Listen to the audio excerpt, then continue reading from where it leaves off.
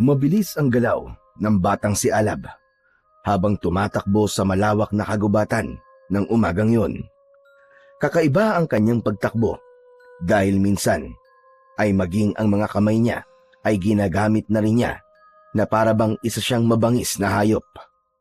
Ang kanyang balat ay kayumanggi na dulot ng madalas niyang pagbibilad sa matinding sikat ng araw. Matigas at mahaba na rin ang kanyang buhok, nakapos sa maayos na pagligo. Wala siyang damit na pang-itaas. Ang tanging kasuotan na meron siya ay ang tapis niya sa kanyang bewang na gawa sa pinatuyong balat ng isang hayop sa gubat. Habang papalapit si Alab sa bukana ng kagubatan, ay huminto siya sandali sa likod ng isang matandang puno ng balete. Malapit na siya sa paborito niyang lugar, ang lugar kung saan malaya niyang napagmamasdan ang baryo na katabi lang ng kagubatan kung saan siya nakatira at lumaki. Nagpatuloy sa pagtakbo si Alab hanggang sa makarating na siya sa malaking bato. Nagtago siya sa likod nun at mula roon ay nakita niya ang baryo na madalas niyang panoorin. Hindi na niya mabilang kung ilang beses na niyang nakita ang naturang baryo, pero palagi pa rin siyang namamanga sa tuwing nakikita niya yon. Nakita ni Alab ang mga bahay na yari sa kahoy at pawid, mga usok na paakyat sa langit mula sa mga kalan ng mga tao, mga nilalang na may kilos at anyong tulad niya. Ang galing! Nakakamangha talagang pagmasdan ng mga tao. Kawangis ko sila. Natuto si Alab na magsalita sa pakikinig sa mga tao sa baryo na yon. Tuwing umaga, palihim siyang lalapit sa gilid ng baryo at makikinig sa usapan ng mga tao. Mabilis kumuha ng mga impormasyon ang kanyang utak, kaya hindi siya nahirapan na matutunan ang ibig sabihin ng mga sinasabi ng tao. Inulit-ulit niya ang mga salitang naririnig. Sa loob ng maraming taon ay sa ganung paraan niya pinanday ang kanyang pagsasalita. Walang alaala si Alab kung paano siya napunta sa kagubatan. Ang tanging kwento na paulit-ulit na ikinikwento sa kanya ng dambuhalang ahas na nagpalaki sa kanya na tinatawag naman niyang ina. Natagpuan daw siya nito nung sanggol pa lamang siya sa gitna ng kagubatan. Sa tabi niya ay may mga kahoy na may apoy at doon nagmula ang pangalan niyang Alab. Si ina o ang dambuhalang ahas na ang nag-alaga at nagpalaki kay Alab simula noon. Ito ang nagturo sa kanya kung paano mabuhay sa kagubatan. Kahit hindi ito isang tao na gaya niya, ay nagawa pa rin itong maging isang nanay para kay Alab. Bumalik sa baryo ang atensyon ni Alab. Sa umagang yon ay marami siyang nakita. May isang babae na may bitbit na sanggol at pinapaypayan ito habang naglalakad. May tindero ng tinapa na sumisigaw sa kalsada. May isang matandang lalaki na nagpapastol ng kambing. Kung sa iba ay normal lang yon, ngunit para kay Alab ay pambihira na ang mga ganong tagpo. Ilang minuto lamang na tumigil doon si Alab bago siya nagdesisyon na bumalik na sa kagubatan. Mabilis siyang tumakbo pabalik sa masukal na daan ng kagubatan. Tila hayop kung gumalaw ang kanyang katawan. Kailangan ko na makabalik sa aming tahanan bago pa malaman ni ina na nagtungo ako sa bukanan ng gubat. Alam ni Alab na hindi siya dapat napapadpad sa bukanan ng gubat. Paulit-ulit na pinapaalala sa kanya ng dambuhalang ahas na huwag siyang lalapit sa mga tao. Ngunit sadyang malakas ang hatak ng baryo sa kanya at hindi niya kayang pigilan ang sarili na magtungo roon upang makakita ng mga taong kagaya niya. Habang tumatalon-talon si Alab mula sa isang bato patungo sa isang ugat, ay bigla na lamang may malamig at matigas na bagay na pumulupot sa kanyang paa. Napasinghap siya at bago pa siya makapalag ay itinaas na siya nun at patiwarik siyang bumitin. Nanlaki ang mga mata ni Alab. nang makita niya ang dambuhalang ahas. Lumitaw yon mula sa isang puno na parabang kanina pa yon nag-aabang sa kanya. Kulay itim ang balat nito na may halong berde. Tumapat ang mukha ng ahas sa mukha ni Alab. Ano tong ginagawa nyo? Ibaba mo ko! Hindi nagsasalita si ina, kagaya ng isang tao. Ngunit naiintindihan ni Alab sa utak niya ang nais iparating ng dambuhalang ahas dahil sa mula sa sanggol ito ay ito na ang kanyang kasama.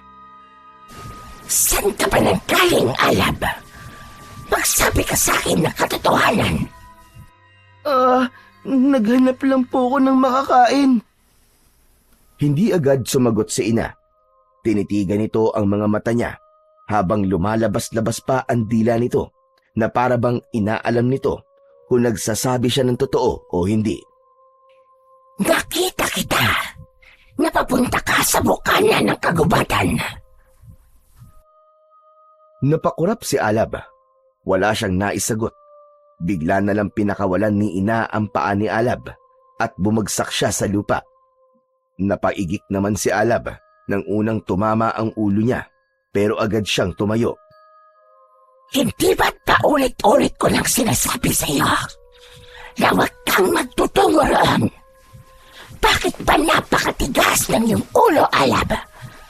Kapag may nakakita sa iyo na tao, ay sasaktan ka lang nila. O baka nga, patayin ka pa nila. Ako po ay nag-iingat naman, ina. Sinisiguro ko po na wala pong makakakita sa akin. Kaya hindi ka po dapat mag-alala. Hindi mo alam ang maaaring mangyari. Hindi mo pa nauunawaan ang mundo ng mga tao. At ayaw kong mapahamak ka. Pinoprotektahan lamang kita, Alab. Dahil ikaw ay aking anak. Kahit hindi ikaw nagmula sa akin. Napayuko na lamang si Alab sa sinabi ng kanyang ina na dambuhalang ahas. Alam niyang may dahilan ito kung bakit siya nito pinagbabawalan na magtungo malapit sa baryo. Ngunit sa tingin niya ay wala naman itong dapat ikatakot kahit may taong makakita sa kanya. Wala siyang nararamdaman na panganib sa mga tao sa baryo na yon. Sige na, umuwi na tayo, Alab. At Alab, uulitin ko sa iyo, kapag sinuway mo pa ako sa mga susunod, ay itatakwil na talaga kita. Total, mukhang kaya mo na ngayon ang iyong sarili. Pagkasabi nun ni ina, ay gumapang na ito palayo. Naiwan si Alab na nakatayo habang nakatingin sa papalayong dambuhalang ahas. Hindi nagtagal ay sinundan niya na si ina at habang naglalakad siya ay nagsimula ng sumibol sa kanyang puso ang pagdanais na balang araw ay magiging parte din siya ng mundo ng mga tao. Mabagal na naglakad si Alab hanggang sa makarating na siya sa maliit na kuweba kung saan sila nakatira ni ina. Hindi siya tuluyang pumasok sa loob nun at naupo lamang siya sa bungad ng kuweba. Umupo siya roon at tumingin sa malayo. Buong buhay niya, ang gubat na ang naging mundo niya.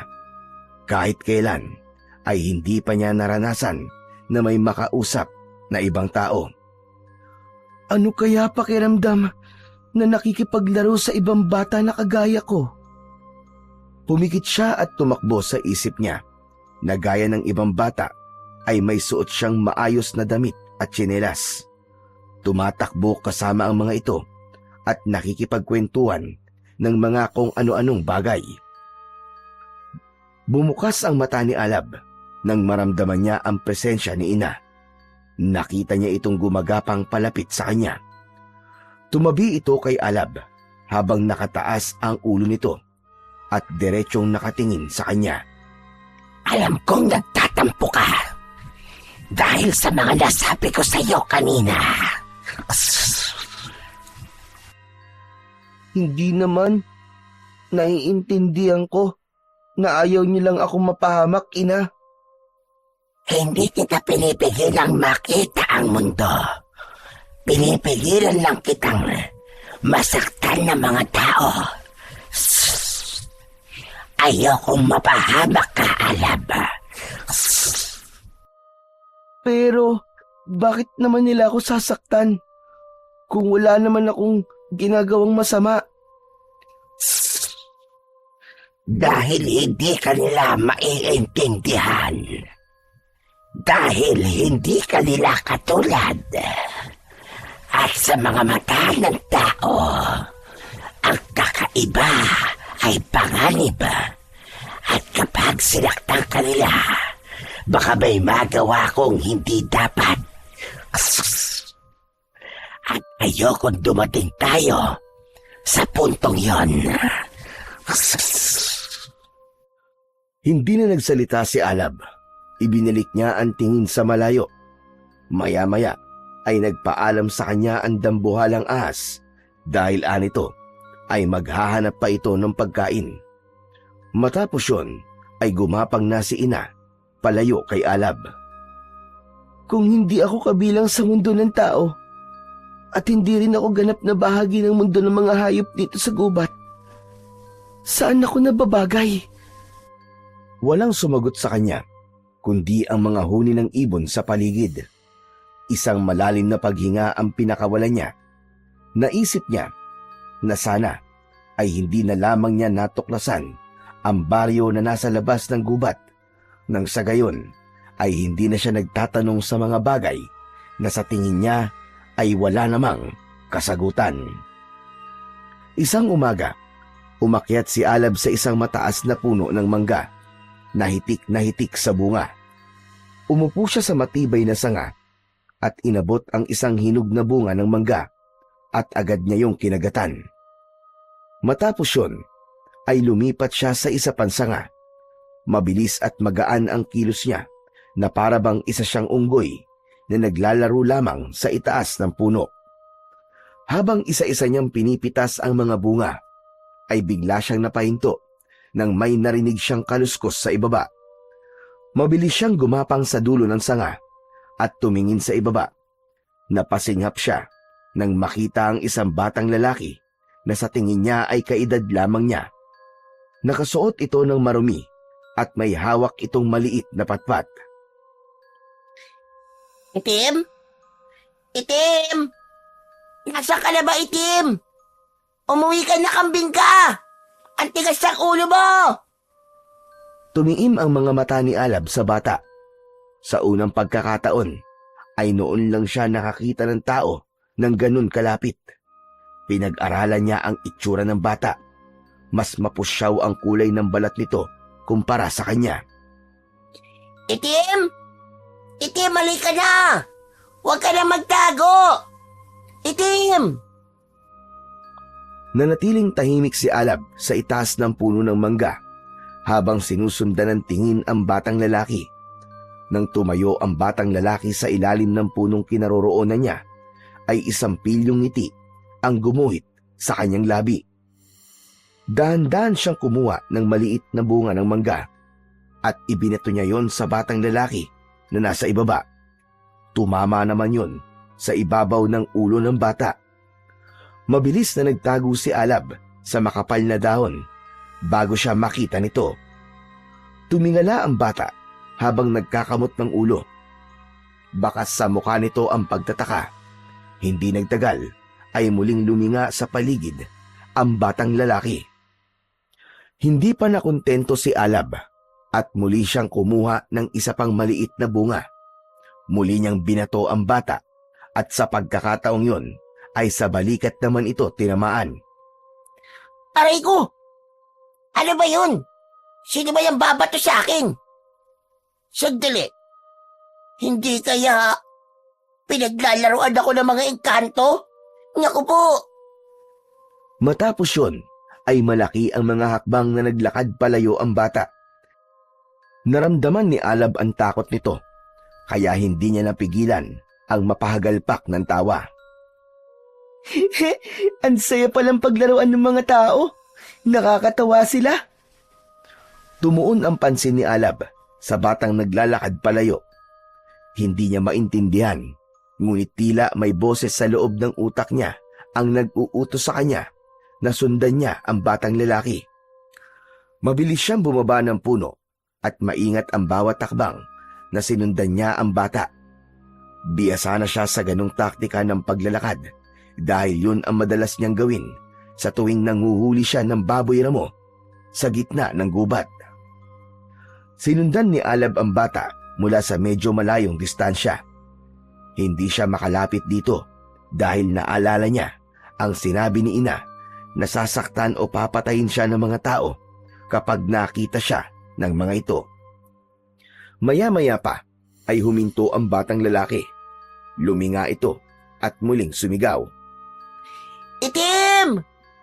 Itim, ano ba? Magpakita ka na, Itim! Hindi naman ikaw mapapagalitan kundi ako kapag hindi ka kasamang umuwi sa bahay Napakunot ang noo ni Alab.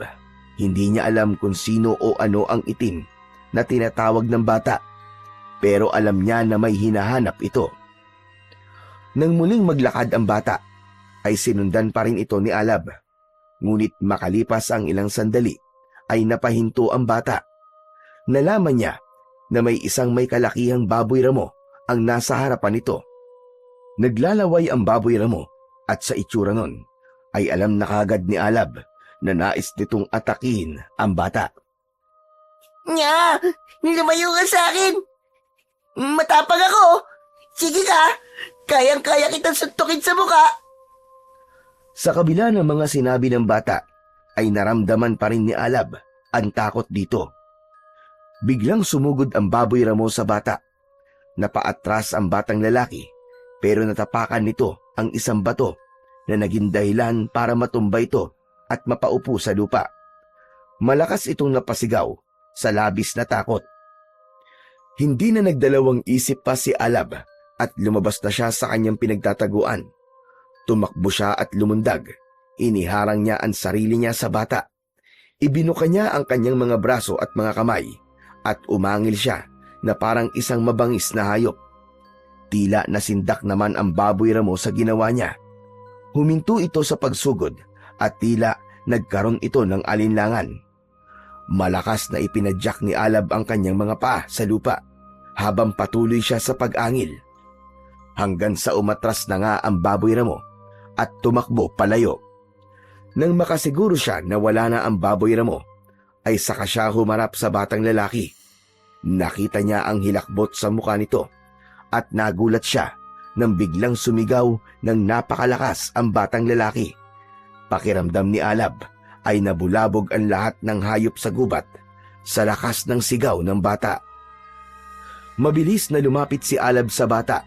Gamit ang kanyang kamay ay tinakpan niya ang bibig nito. Wag! Wag ka sigaw! Tao rin ako gaya mo! Humalag ang bata at inalis nito ang kamay ni Alab sa bibig niya. Uy! Ang baho naman ang kamay mo! Amoy ekes ng baboy! Napaatras si Alab. Bigla niyang naalala na kahit bata ang kaharap niya, ay tao pa rin ito. At ayon kay ina, ay sasaktan o papatayin siya ng mga tao kapag nakita siya ng mga ito. Agad siyang tumalikod at tumakbo ng mabilis, palayo sa batang lalaki. Narinig pa ni Alab ang pagtawag nito sa kanya, ngunit hindi na siya lumingon dahil ang tanging nais niya ay ang makalayo sa batang yon. Samantala, sa baryo na nasa tabi ng malawak na kagubatan, ay naglalakad ang batang si Elmo habang hawak ang tali ng kambing na si Itim, na sa wakas ay natagpuan na rin niya sa gubat. Kanina kasi, habang pinapakain niya ito, ay hindi niya namalayan na maluwag pala ang pagkakatali nun sa puno, kaya nakawala ito at tumakbo papunta sa gubat. Nakatulala si Elmo at hindi niya pa rin maproseso ang nangyari sa gubat. Isang marumi at isang batang lalaki na mukhang taong gubat ang nakita niya roon. Pagdating ni Elmo sa kubo nila, ay sakto na lumabas ang kanyang lolo Marsing. Payat ito at puro puti na ang buhok. Simula nang mamatay ang mga magulang niya, ay ito na ang nag-alaga sa kanya. Ang pagiging kilalang albularyo nito sa lugar nila, ang bumubuhay sa kanila. Abay, mabuti naman at nahanap mo pa si Itim. Akala ko nilapa na yan ang kung anong mabangis na hayop sa gubat. Kaya nga po, Lolo Nakita ko po siya malapit po doon sa may sapa. Doon siya kumakain ng damo. Hala, sige, itali mo na yan sa likod at siguraduhin mo maigpit ang pagkakatali mo, ha? Alam mo naman, nang hilig-hilig niyan tumakas at magpunta sa kung saan-saan. Tumango si Elmo at inakay si Itim papunta sa likod ng kubo. Itinali niya ito sa puno ng mangga. Sa kanyang paglalakad, pabalik papasok sa bahay, napahinto siya saglit. Muling sumagi sa isip niya ang mukha ng batang nakita niya sa gubat na may maruming mga kamay, maitim na balat at mata na parang napakalalim kung tumingin.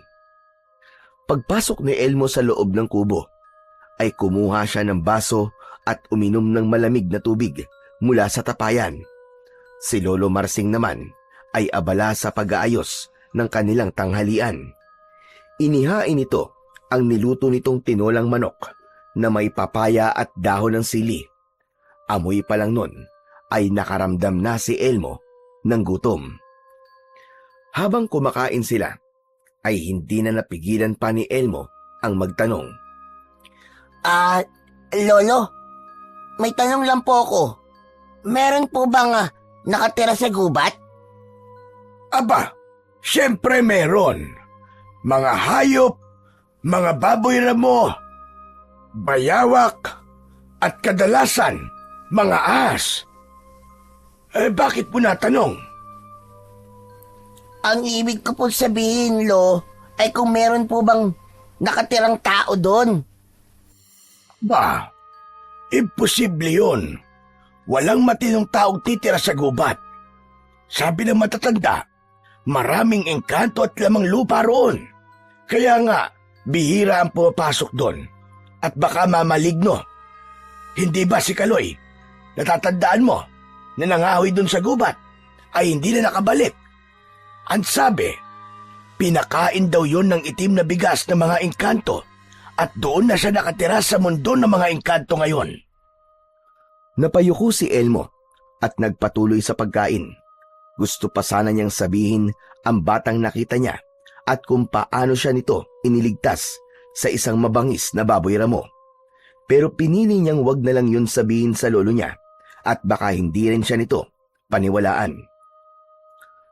Tahimik na nagpatuloy sa pagkain si Elmo habang nasa isipan pa rin niya ang imahe ng batang lalaki na nakita niya sa gubat kanina.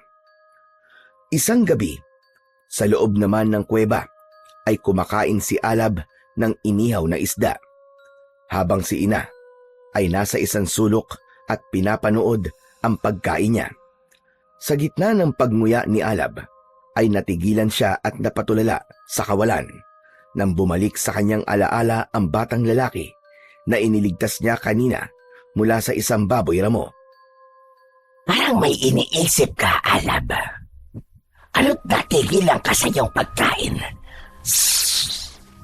Baka nagpunta ka na naman sa bukana ng kagubatan. Sinasabi ko sa iyo na walang magandang maidudulot sa iyo ang paglapit mo sa lugar ng mga tao. Shhh! Hindi po. Hindi po ako nagpunta ron, Ina. Napagod lang po ako sa maghapon na pakikipaglaro ko sa mga buhaya sa ilog. Sa susunod ay sa mga ibon na lang po ako makikipaglaro. Masyadong malakas po pala mga buhaya para sa akin. Shhh! Bakit kasi sa dinami-rami ng hayop dito sa gubat ay sa mga buhaya ka pa nakipaglaro? Kasi po, sila lang po ang may gustong makipaglaro sa akin eh. Yung iba po kasi ayaw sa akin dahil isa po akong tao. Hindi raw po ako nararapat dito sa kagubatan. Tumingin lamang si Ina kay Alab at hindi ito nagsalita na parang sinusuri kung nagsasabi ba siya ng totoo o hindi. Ipinagpatuloy na lamang ni Alab ang pagkain upang hindi makahalata ang dambuhalang ahas na meron siya ritong itinatago. Habang ngumunguya ay hindi pa rin niya maalis sa isipan ang batang lalaki na nakita niya. Magaan ang pakiramdam niya sa batang yon at sa kaibuturan ng kanyang puso ay parang nais niya na makita ulit ito at maging kaibigan.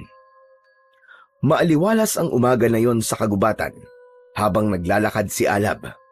Wala siyang balak na makipaglaro sa ibang hayop o kaya naman ay maghanap ng pagkain. Ang nais lang niyan ng mga sandaling yon ay makapag-isip dahil hindi pa rin mawala-wala sa isip niya ang batang lalaking iniligtas niya. Nakakaramdam din siya ng usig ng konsensya dahil sa pagsisinungaling na ginawa niya kay ina. Sa gitna ng paglalakad ni Alab ay bigla siyang napahinto nang makarinig siya ng mga yabag na papalapit. Alam niya kagad na yabag yon ng paa ng isang tao. Kaya agad siyang tumalon at nagtago sa likod ng isang makapal na halaman. Mula roon ay marahan siyang sumilip at doon niya nakita ang batang iniligtas niya mula sa baboy ramo. Ilang araw pa lamang ang nakalilipas. Gaya ng una ay palingalinga ito na parang meron na namang hinahanap. Batang gubat? Batang gubat! Nariyan ka ba? Huwag kang matakot! Hindi kita sasaktan! Dinalan pa nga kita ng chocolate eh! May hawak ang bata na isang maliit na bagay. Napatingin si Alab sa hawak ng bata at napakunot ang noo niya dahil noon lang siya nakakita ng ganon. Pero naaamoy niya ang matamis nung amoy. Habang papalapit ang bata sa pinagtataguan ni Alab, ay nagkaroon siya ng kagustuhan na malaman kung ano ang hawak nito. Kaya't nagdesisyon siyang lumabas na sa pinagtataguan. Muntik nang mapasigaw ang batang lalaki nang makita siya. Bahagya itong napaatras, pero agad ding huminto at nag-aalangang ngumiti. Tahimik lang si Alab ng mga sandaling yon na nakatingin sa batang lalaki. Maya-maya pa ay inabot ng bata kay Alab ang hawak nito. Bata, heto, para sa'yo. Gusto kong bumawi sa pagliligtas mo sa akin nung nakaraang araw. Lumingon-lingon muna si Alab sa paligid upang tiyakin na wala roon si ina. Humakbang siya papalapit sa bata at inamoy muna niya ang ibinibigay ng batang lalaki. Sa kanya yon hinablot mula rito. Pagkakuha niya nun, ay humakbang siya paatras. Umupo siya sa tabi ng isang puno at inamoy-amoy ang hawak niya. Dahil naramdaman niya na wala namang lason ang bagay na yon, kaya naman kinagat niya na yon. Nagtataka siya nang tumawa ang batang lalaki. Lumapit ito sa kanya. Ano ka ba? Meron pa kasing balot yan. Akin na nga muna at tatanggalin ko para makain mo na yan. Kinuha ng batang lalaki ang hawak ni Alab. Binuksan nito yun at inabot sa kanya ang laman. Oh, ayan. Wala lang balot. Pwede mo lang kainin yan. Walang alinlangan na kinuha ulit yun ni Alab at dun niya na yun tuluyang kinain. Namangha siya sa lasa dahil napakatamis nun. Mas matamis pa yun sa mga prutas na nakakain niya sa kagubatan. Mabilis yung naubos ni Alab at tumingin siya sa batang lalaki na parabang nais niya itong tanungin kung meron pa ito ng pagkain na ibinigay nito sa kanya. Nagustuhan mo ba? Sa bagay, mukhang nagustuhan mo nga kasi naubos mo kaagad eh. Oo, nagustuhan ko.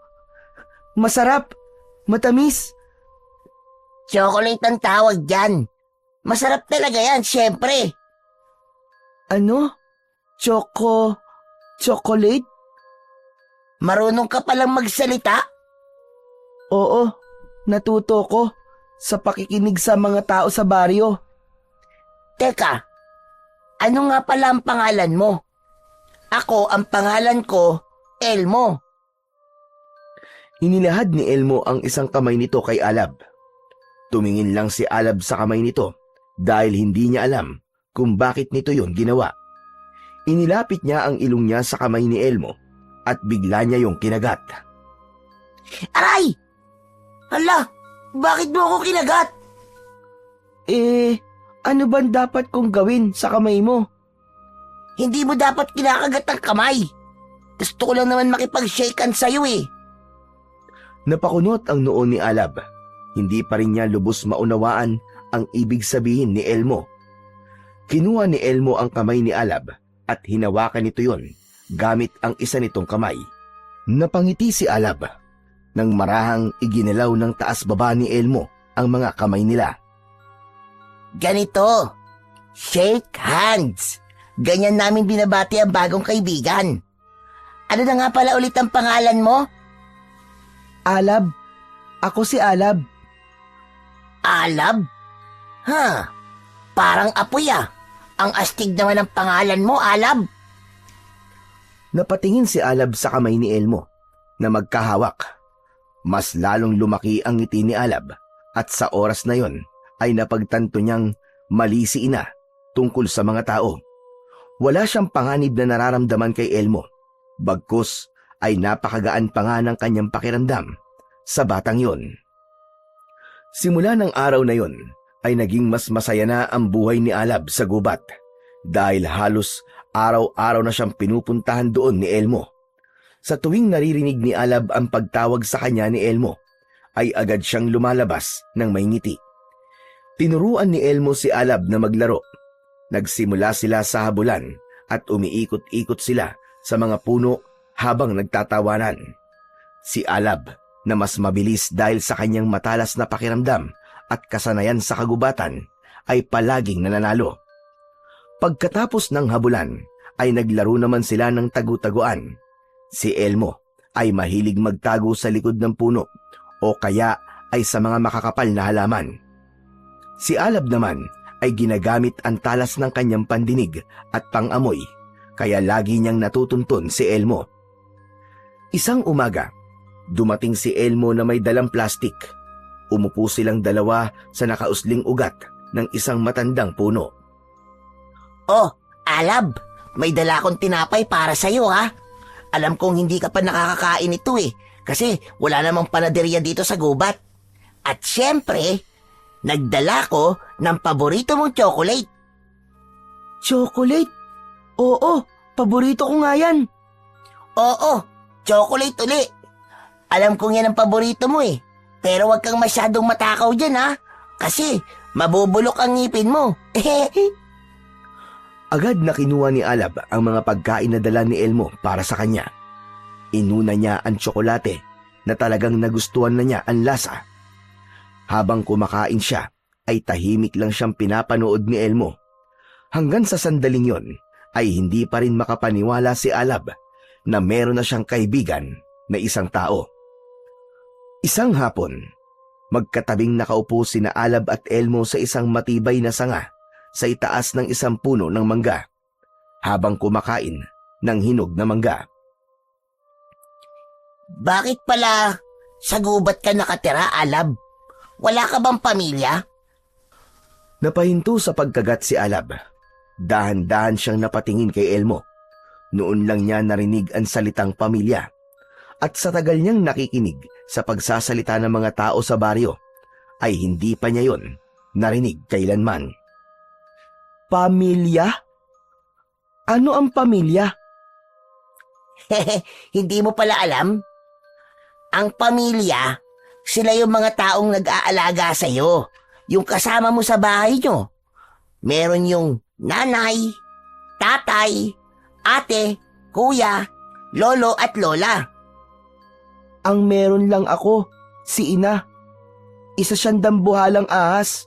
Siya ang nagpalaki sa akin. Sanggol pa lang ako nang makita niya ako rito sa gubat. At simula nun, inalagaan na niya ako na parang tunay na anak. Ano? Dambuhalang ahas ang nanay mo? Oo, pero sabi niya, hindi siya ang tunay kong ina. kahit siya, hindi alam bakit ako nasa gubat. Kaya masasabi ko na siya lang ang aking pamilya. Tumahimik si Elmo. Kumagat ito sa manggang hawak nito, saka tumingin sa malayo. Ikaw naman, bakit palagi kang narito sa gubat? Nasaan ang mga kalaro mo sa baryo? Wala akong kalaro sa baryo. Ayaw nila sa akin eh.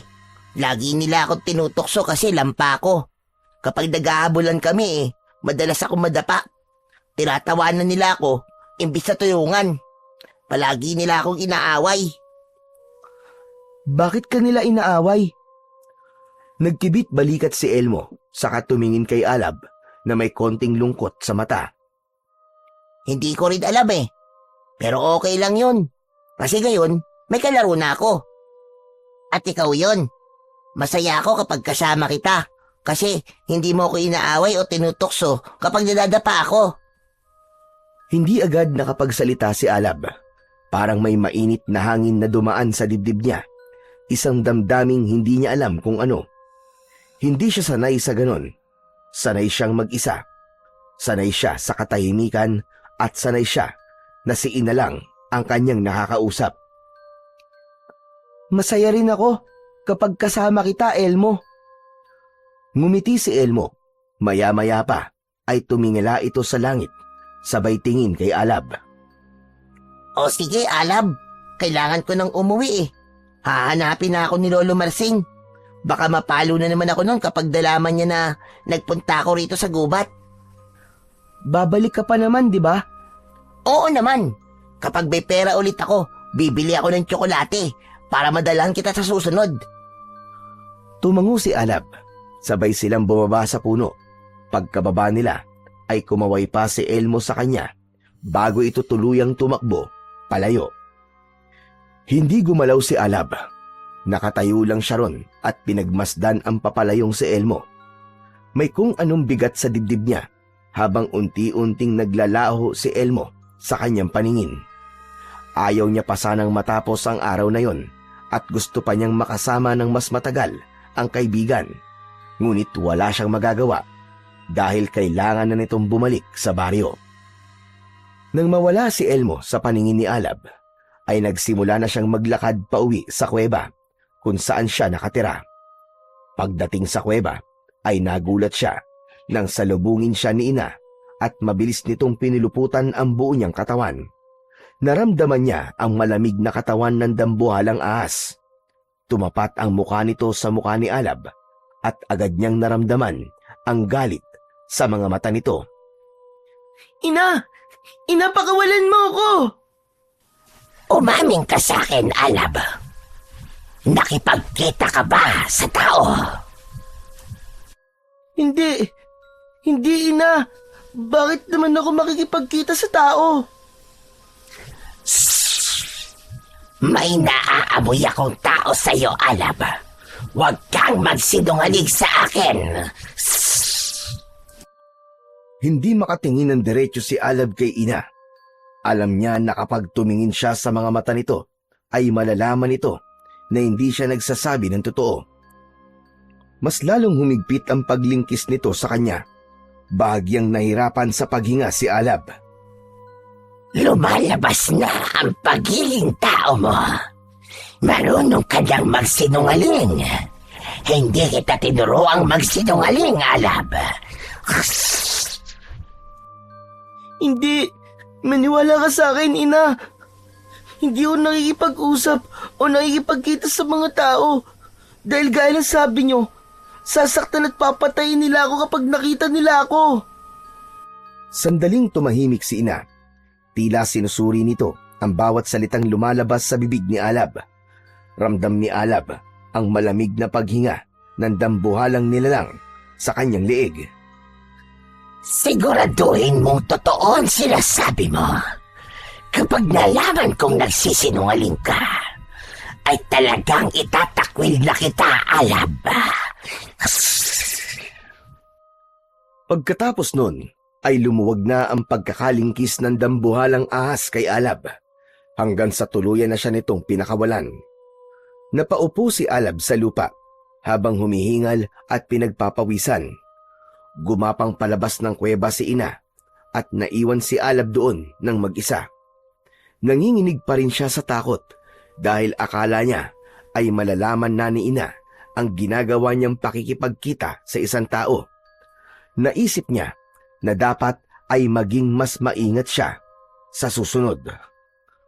Sa kabila ng banta ni ina, ay patuloy pa rin nakikipagkita si Alab kay Elmo. Gaya na lamang ng umagang yon, nang dumating sa gubat si Elmo, ay agad silang naglaro ng habulan. Nang makaramdam na sila ng pagod, ay naupo sila sa madamong bahagi ng gubat. Humiga sila roon at sabay nilang pinagmasdan ang maaliwalas na kalangitan. Tumingin si Elmo kay Alab at sa gilid ng mata niya ay napansin niya ang pagkunot ng noo ni Elmo nang makita nito na malungkot ang kanyang muka. Sandali lang. Ba't parang ang lungkot mo yata ngayon, Alab? Kasi, kinausap ako ni ina kagabi. Ang sabi niya ay may naamoy siyang tao sa akin.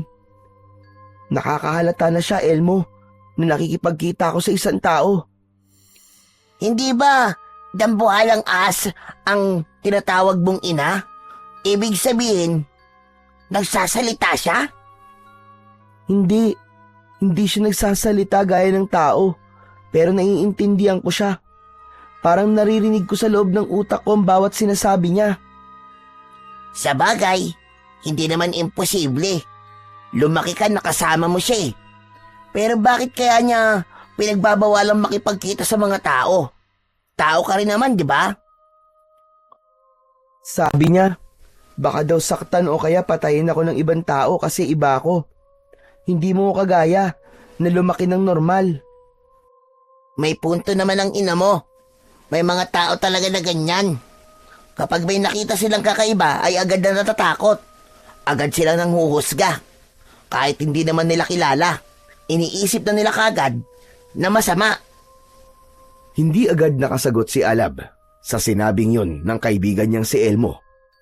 Nanatili siyang nakatingin sa kalangitan habang iniisip kung may pag-asa pa ba na mabuhay siya gaya ng isang normal na tao. Simula kasi nang makilala niya si Elmo, ay mas lalong sumidhi ang kagustuhan niyang makaalis sa gubat. Pero natatakot siya kung meron bang tatanggap sa kanya bukod kay Elmo sa mundo sa labas ng kagubatan kung saan siya lumaki at nagkaisip. Sa gitna ng pag-uusap ng dalawa ay nagimbal si Alab nang makita niya si ina na gumagapang palapit sa kanila. Malakas na napasigaw si Elmo nang makita ang dambuhalang ahas. Sabay silang napatayo. Tatakbo pa sana si Elmo, ngunit mas mabilis ang paggapang ng dambuhalang ahas sa damuhan at nagawa nitong paluputan at lingkisin si Elmo. Ah! Alab! Tulungan mo ako, Alab! Huwag kang matakot, Elmo! Siya si ina! Ina, pakiusap! Huwag mong sasaktan ng kaibigan ko! Pakawalan mo siya! Kaibigan, sinasabi ko na nga ba, nakikipag-usap ka sa mga tao. Mabait siya, ina. Hindi siya gaya ng sinasabi niyo na masama ang mga tao. At nang dahil sa taong ito, ay natuto ka na magsinungaling sa akin. Hinabahan si Alab nang mapansin niyang humihigpit ang pagkakalingkis ni ina kay Elmo. Napaiyak na si Elmo ng sandaling yun dahil sa labis na takot. Alam ni Alab na sa laki ni ina ay kayang-kaya nitong patayin si Elmo sa ganung paraan. Pakiusap, ina! Pakiusap, tama na! Nasasaktan ang kaibigan ko! Tama na, ina! Matagal kitang inalagaan. Itinuring kitang parang anak ko. Inilayo kita sa mga tao dahil alam kong sasaktan ka lang nila. Minsan na ako sinaktan ng mga tao dahil lang sa tingin nila ay nakakatakot ako. Ayokong maranasan mo ang naranasan ko sa kamay nila. Patawad po. Patawad po, ina. Hindi ko po ginusto na maglihim sa inyo. Natakot lang ako na magalit kayo sa akin. Pero maniwala po kayo sa akin, ina. Hindi po siya masama. Hindi po niya ako sinaktan, hindi po siya mananakit. Siya lang po ang tanging kaibigan ko. Pakiusap po, ina. Pakawalan niyo po siya. Matiim na tinignan ni ina si Alab hanggang sa unti-unti nang lumuwag ang pagkakalingkis ng dambuhalang ahas kay Elmo. Nang tuluyan ng makawala si Elmo, ay takot na takot itong tumakbo palayo nang hindi man lang lumilingon. Elmo! Elmo, sandali lang. Magpapaliwanag ako. Bumalik ka! Sige, Alab. Sundan mo siya. Sundan mo ang taong yon. Pero ito ang tandaan mo. Sa oras na sundan mo siya, ay tuluyan ka na rin umalis sa kagubatan na ito at sa mundo ng mga tao ka na mabuhay. Hindi kita pipigilin kung yan na ang nais mo. Hindi makapaniwalang napatingin si Alab sa dambuhalang ahas. Lumapit siya kay ina at niyakap niya ito. Patawad po, ina. Hindi ko po kayo kayang iwan. Kayo lang po meron ako. Kayo po ang pamilya ko. Walang sinabi si ina at dumulas ito sa mga braso ni Alab. Gumapang ito palayo. Nais mang sundan ni Alab si Elmo upang magpaliwanag, ay alam niyang sa sandaling yon ay mas importanteng sundin muna niya si ina. Agad na pumasok si Alab at ina sa loob ng kuweba. Tahimik na nakasunod si Alab sa dambuhalang ahas. Nang huminto ito, ay huminto rin siya. Marang humarap si ina kay Alab at nakita niya ang galit sa mga mata nito. Ngayon, may sasabihin ka pa ba, Alab? Ina, mabait si Elmo. Iba siya. Hindi siya masama. Wala siyang balak na saktan ako. Dahil kung meron man, dapat noon pa niya yun ginawa. Unti-unting nawala ang galit sa mga mata ng dambuhalang ahas at napalitan yon ng lungkot at takot. Ang totoo ay natatakot lang ako. Kanino o sa ano po kayo natatakot, ina?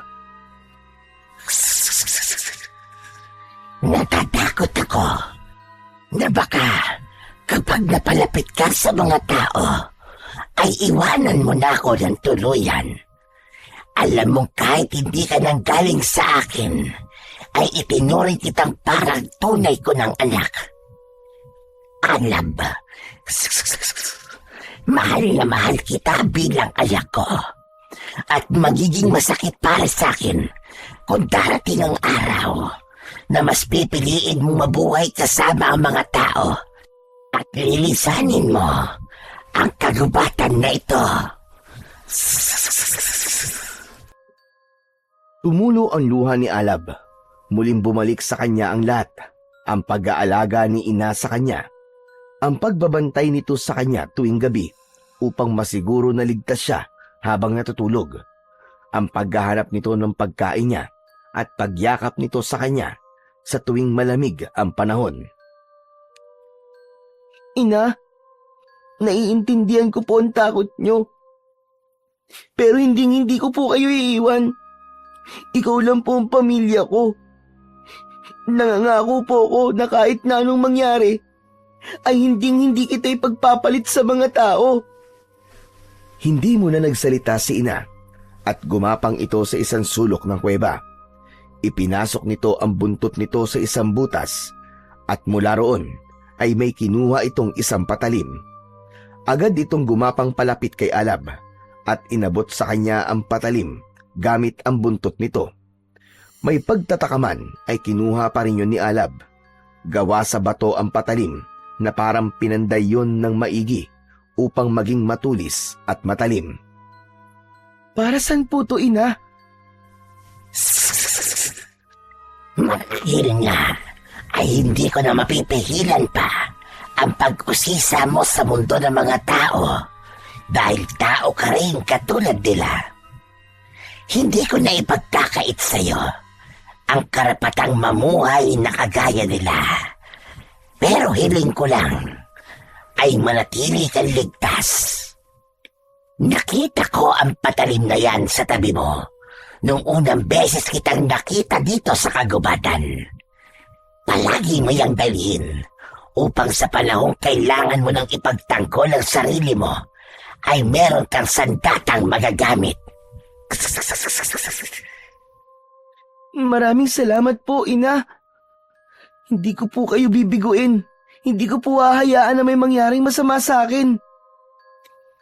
Yan lang naman ang aking nais. Ayokong may manakit sa'yo, Alab. Simula ngayon, malaya ka nang makakalabas sa kagubatan na ito upang magtungo sa baryo o kung saang man lugar na iyong nanaisin. Basta, ipangako mo lang na babalikan mo pa rin ako rito. Isang matamis na ngiti ang sumilay sa labi ni Alab at mahigpit niyang niyakap ang dambuhalang ahas. Hindi niya akalain na sa araw din na yon ay hahayaan na siya nito na makisalamuha sa ibang mga tao. Simula nang ibigay kay Alab ni ina ang patalim na yari sa bato, ay hindi na yon nawalay sa kanya. Sa unang pagkakataon ay nakaramdam siya ng totoong kalayaan dahil sa wakas ay may pahintulot na siya mula kay ina na lumabas ng kagubatan. Ngunit habang lumilipas ang mga araw, unti-unting napalitan ng lungkot ang saya sa puso ni Alab dahil ilang araw na siyang nagpapabalik-balik sa lugar sa gubat kung saan sila nagkikita ni Elmo, pero hindi na muling nagtungo roon ang kanyang kaibigan. Napaisip si Alab na baka labis na natakot si Elmo kay ina dahil sa nangyari nung unang beses na nagkita ang dalawa. May pagkakataong naisip niyang puntahan si Elmo sa baryo pero hindi niya magawa. Kahit malaya na siya, hindi pa rin niya kayang ipakita ang sarili sa ibang tao. May takot pa rin siyang nararamdaman na baka matakot ang mga tao sa kanya dahil iba ang itsura niya sa mga ito. Hanggang sa isang hapon, nagkaroon na si Alab ng lakas ng loob na magtungo sa bukana ng gubat. Nakasabit sa kanyang bewang ang patalim na ibinigay ni ina.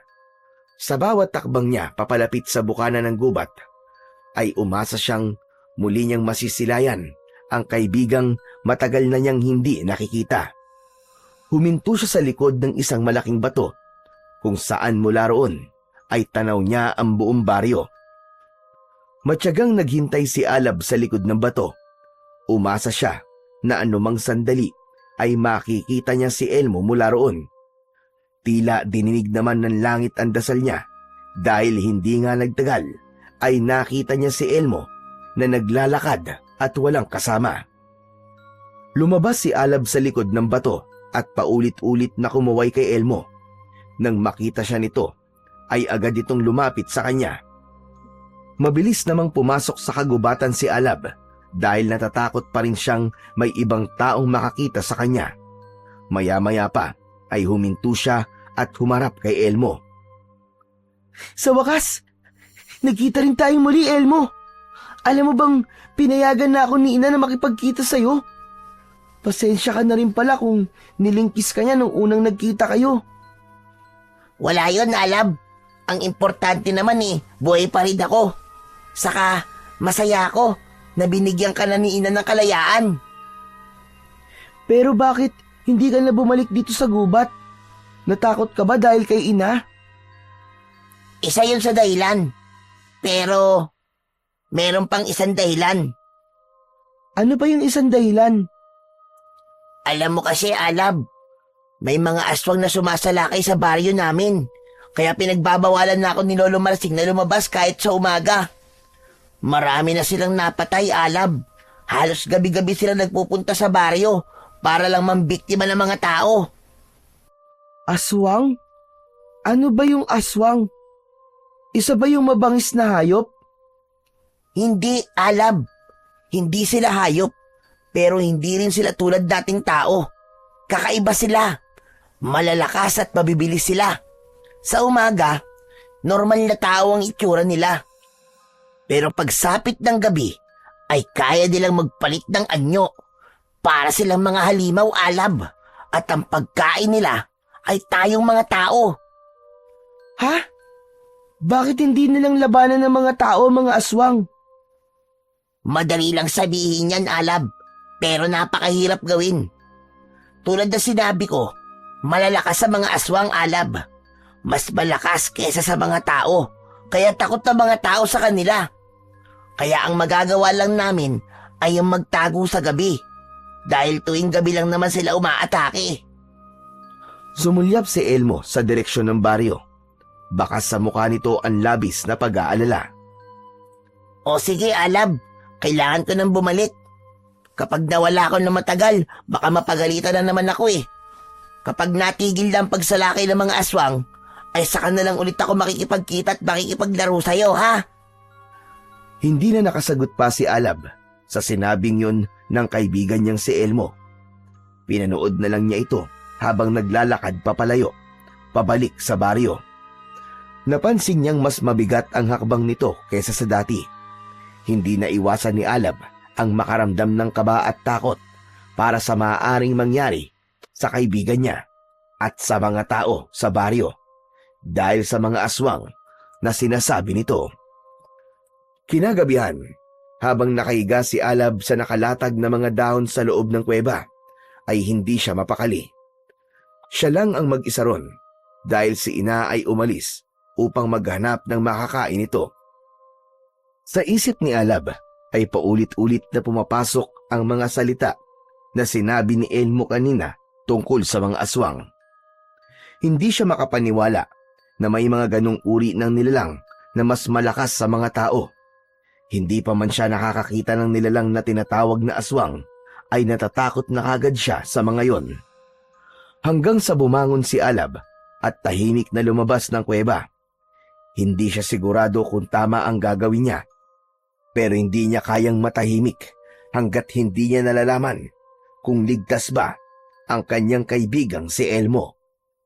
Nararamdaman niya ang malamig na damo sa ilalim ng kanyang mga paa habang siya ay tumatakbo. Wala siyang dalang anuman kundi ang patalim na ibinigay sa kanya ni ina. Nang makarating si Alab sa baryo, ay napansin niya ang labis na katahimikan doon. Ibang-iba yon sa nakagawian niyang tanawin tuwing umaga. Wala siyang nakikitang kahit isang tao sa labas at lahat ng bahay ay nakasarado. Pero mas mabuti na rin na walang tao para walang makakita sa akin. Dahan-dahan na naglakad si Alab. Paminsan-minsan ay nagtatago siya sa likod ng mga puno upang makasiguro na walang makakakita sa kanya. Ang dami palang bahay dito. Paano ko naman malalaman kung alin sa mga ito ang bahay ni Elmo? Hanggang sa biglang may maramdaman si Alab na malamig na hangin sa kanyang likuran. Pakiramdam niya ay may mga matang nakatingin sa kanya.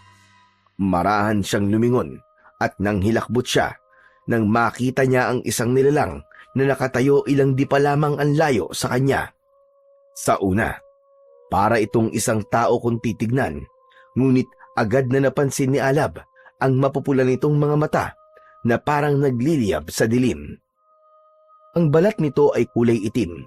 Ang mga kuko nito ay mahahaba at matutulis na tila tari ng manok. Ganon din ang mga ngipin nito na parang mga lagari sa tulis. Napaatras si Alab at biglang umatake ang nilalang sa kanya. Mabilis ang kilos ng nilalang pero mas mabilis si Alab. Otomatikong gumalaw ang katawan niya at gumulong siya sa kanyang kaliwa. Mabilis siyang tumayo at iniwasan niya ang pagsunggab ng nakakatakot na nilalang sa kanya. Sa pagkakataon na yon, ay inilabas na niya ang patalim na gawa sa bato mula sa kanyang tagiliran. Habang umaatake ang nilalang, ay patuloy lamang sa pag-iwas si Alab. Lahat ng natutunan niyang galaw sa gubat ay ginamit niya upang hindi siya magawang saktan o masugatan ng nilalang na yon. Hanggang sa nagkaroon si Alab ng pagkakataon at nagtagumpay siyang itarak ang patalim sa dibdib ng kanyang kalaban. Napaatras ito habang pumapalaw na parang isang mabangis na hayop. Ngunit muli itong umatake. Naisip ni Alab na salubungin ito at ganun nga ang kanyang ginawa. Tumalon si Alab at itinarak niya ang patalim sa leeg ng nilalang. Muling napaatras ang nilalang habang sapu-sapo ang sugat sa leeg. Hindi nagtagal ay bumagsak ito sa lupa habang patuloy ang pagbulwak ng dugo mula sa sugat nito sa leeg at sa dibdib. Nanginig ang buong katawan ni Alab nang mapagtanto niyang napatay niya ang nilalang na yon. Sa takot niya, ay agad siyang tumakbo pabalik sa kagubatan. Takot na takot siya dahil naisip niya na baka isang tao ang napatay niya at dahil sa kanyang ginawa ay magalit ang mga tao sa kanya at maging si Elmo. Halos magkandara pa si Alab sa pagmamadali sa pagpasok niya sa kuweba. Nagulat siya nang sumalubong sa kanya si Ina. Ina? Nakabalik ka na pala. Kanina pa ako nandito. Pagdating ko ay wala ka. Aalis sana ako ulit para hanapin ka. Saan ka ba nanggaling? Naglakad-lakad lang po ako. Nagpahangin. Medyo mainit po kasi dito sa loob ng kuwebe. Teka, parang meron kang kinatatakutan. Naaamoy ko. Sabihin mo, nagpunta ka ba sa baryo? Hindi. Hindi, Ina. Hindi ako nagpunta ron. May nakasalubong lang akong malaking baboy ramo. Nabigla lang ako kaya ganito ako. Pero ayos na ako. Matutulog na ako, Ina. Hindi na nagsalita si Ina, ngunit patuloy ang mga mata nito sa pagsunod sa bawat galaw ni Alab. Habang humihiga siya sa nakalatag na dahon, tumagilid ng higa si Alab at tumalikod siya sa gawi ni Ina dahil ayaw niyang makita nito ang nakapaskil na takot sa kanyang muka. Kinaumagahan ay magkasabay na kumain ng almusal sina Elmo at Lolo Marsing. Nilagang kamote at kape ang pinagsasaluhan nila. Bakas ang takot sa mukha ni Elmo dahil ilang gabi nang paulit-ulit na sumasalakay ang mga aswang sa baryo nila sa dahilang hindi nila alam. Naputol ang katahimikan nang tumikhim si Lolo Marsing at matapos yun ay nagsalita ito. Siya nga pala, narinig mo na ba ang balita po? May natagpo ang patay na aswang kanina, malapit doon, sa may bukanan ng gubat. Ha? Talaga po, Lolo? Sino raw pong pumatay dun sa aswang? Yun na nga eh. Hindi raw kilala ng mga tao rito. Pero ayon sa mga nakakita, may isang parang batang unggoy na nakipaglaban kagabi sa aswang na yun. Maliit ang katawan, pero maliksi raw kumilos. Matapos daw mapatay ng batang unggoy, yung aswang, ay tumakbo na ito sa gubat. Nanlamig si Elmo at napahinto siya sa pagmuya. Nang marinig niya ang salitang batang parang unggoy, ay isa lang ang pumasok sa isip niya. Walang iba, kundi ang kaibigan niyang si Alab. Mabilis na kumalat sa buong baryo ang balitang yon tungkol sa batang parang unggoy na pumatay sa aswang. Walang ibang bukang bibig ang mga tao, kundi ang bagay na yon. Marami ang natuwa dahil sa wakas ay merong isang tao na hindi natakot na labanan ng isa sa mga aswang na ilang araw nang nagpapalaganap ng takot at kilabot sa baryo ni na Elmo tuwing gabi. Para bang nagkaroon ng panibagong pag-asa ang mga tao dahil sa pangyayaring yon. May ilang haka-haka rin ang mga tao na ang batang parang unggoy ay espiritu ng gubat o isang alagad ng diwata. Ngunit si Elmo ay tahimik lamang. Nakikinig siya sa mga kwento ng iba, pero sa puso't isipan niya ay sigurado siyang kilala niya ang batang tinutukoy nila. Yun ay walang iba kundi si Alab, ang batang parang unggoy na tinutukoy ng mga tao. Payapa ang umaga na yon sa kagubatan, ngunit ang kalooban ni Alab ay hindi. Ilang araw na ang nakakalipas simula nang may mapatay siya sa baryo at patuloy pa rin siyang inuusig ng kanyang konsensya. Kaya upang kahit papano ay kumalma ang kanyang isipan, ay naglakad-lakad siya. Sa gitna ng kanyang paglalakad ay nagulat siya nang may biglang tumapik sa likod niya. Napasigaw pa siya at sa paglingon niya ay nakahinga siya ng maluwag nang makita niya ang kaibigang si Elmo na nakangiti sa kanya. Ikaw pala, Elmo. Pambihira. Akala ko kung ano na eh. Sandali. Hindi na ba sumasalakay ang aswang sa baryo nyo? Kaya ka nakakapunta na rito sa gubat? Sa kasamaang palad, sumasalakay pa rin sila. Pero kailangan ko talagang pumunta rito. Gusto lang sana kitang tanungin tungkol sa isang bagay. Malakas na kumabog ang dibdib ni Alab. Bahagyang nanuyo ang kanyang lalamunan. Agad niyang naisip ang gabi kung saan pumunta siya sa baryo at may napatay siyang isang nilalang. Ano namang itatanong mo sa akin? Sabihin mo, ikaw ba yung batang parang unggoy na nakipaglaban at pumatay doon sa aswang sa baryo namin? May ilang tao kasing nakakita na may nakikipaglaban sa aswang ilang gabi nang nakakaraan.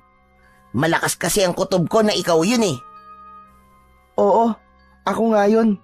Pero hindi ko sinasadya yun, Elmo. Wala akong balak na manakit. Ipinagtanggol ko lang ang sarili ko. Akala ko papatayin niya ako eh. Pasensya na talaga, Elmo. Sigurado akong galit na galit sa akin ang mga tao sa baryo nyo dahil nakapatay ako. Alab, hindi mo ba narinig ang sinabi ko? Isang aswang ang napatay mo. Hindi taong nilalang na yun.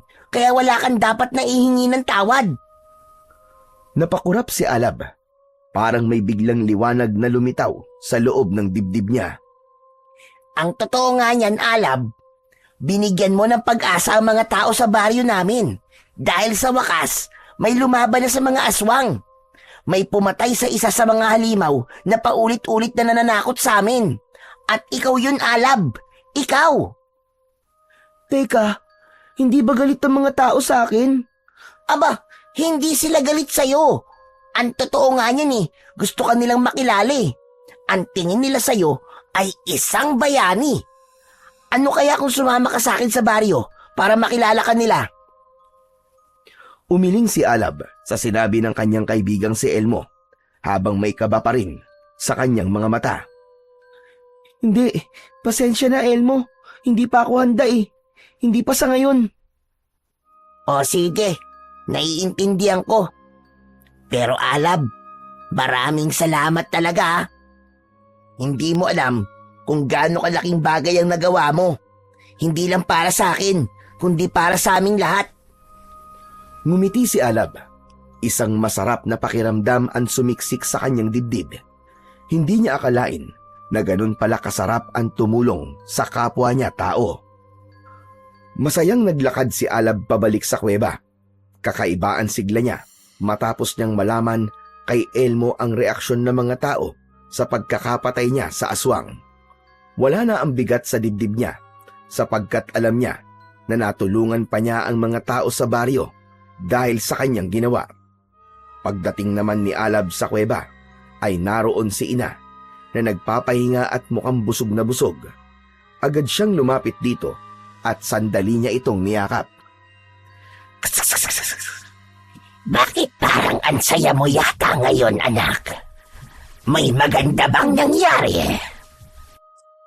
Meron, Ina. Hindi ka maniniwala sa aking nagawa. Nakapatay ako ng isang aswang sa baryo. Isang aswang, Alab? Alam mo bang malakas at mabangis na halimaw ang mga yon? Paano mo nagawang patayin ang ganong uri ng nilalang? Nagtungo kasi ako sa baryo ng isang gabi. Tapos inatake ako ng aswang. Ina, hindi ba ang sabi nyo, ipagtanggol ko ang sarili ko kapag nasa panganib ako? Ganun ang ginawa ko. Nilabanan ko yung aswang hanggang sa napatay ko siya. Tapos kanina, pinuntahan ako ni Elmo dito sa gubat, yung kaibigan ko. Ang sabi niya ay maraming tao daw sa baryo ang gustong makilala ko. Ang turing daw sa akin ng mga tao sa kanila ay isang bayani. Kung ganon, mukhang makukuha mo na ang pagtanggap ng mga tao na matagal mo nang nais. Hindi ka na mahihirapan na magpakita sa kanila kung isang bayani pala ang tingin nila sa iyo. Napayuko si Alab at sa pag-angat ng kanyang muka ay isang nag-aalalang ngiti ang sumilay sa kanyang labi. Pero hindi pa ako handa na magpakita at magpakilala sa ibang tao, ina. Hindi ko pa kayang humarap sa kanila. At saka, hindi pa tapos ang laban.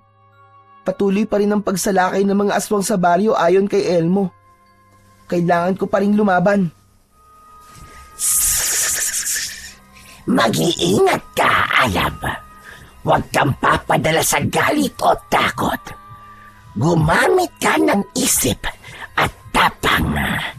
Yan ang magiging sandata mo sa tuwing ikaw ay lumalaban. Pangako, ina. Palagi ako mag-iingat.